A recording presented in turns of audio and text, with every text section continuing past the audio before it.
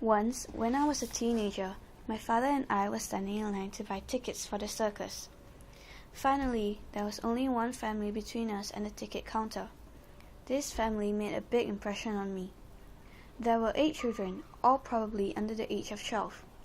You could tell they didn't have a lot of money. Their clothes were not expensive, but they were clean.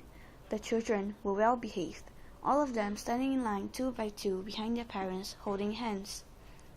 They were excitedly jabbering about the clowns, elephants, and other acts they would see that night. One could sense they had never been to a circus before. It promised to be a highlight of their young lives. The father and mother were at the head of the pack, standing proud as could be.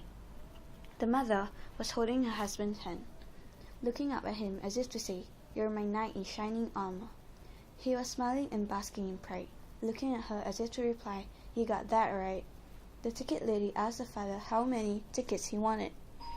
He proudly responded, "Please let me buy 8 children's tickets and 2 adult tickets so I can take my family to the circus." The ticket lady quoted the price. The man's wife let go of his hand, her head dropped. The man's lip began to quiver. The father leaned a little closer and asked, "How much did you say?" The ticket lady again quoted the price. The man didn't have enough money. How was he supposed to turn and tell his 8 kids that he didn't have enough money to take them to the circus? Seeing what was going on, my dad put his hand into his pocket, pulled out a $20 bill and dropped it on the ground.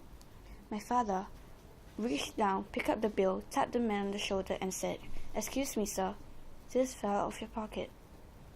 The man knew what was going on. He wasn't begging for a handout, but certainly appreciated the help in a desperate, heartbreaking, embarrassing situation. He looked straight into my dad's eye, took my dad's hand in both his hands, squeezed tightly onto the $20 bill, and with his lip quivering and tears streaming down his cheek, he replied, thank you, sir. This really means a lot to me and my family." My father and I went back to our car and drove home. We didn't go to the circus that night, but we didn't go without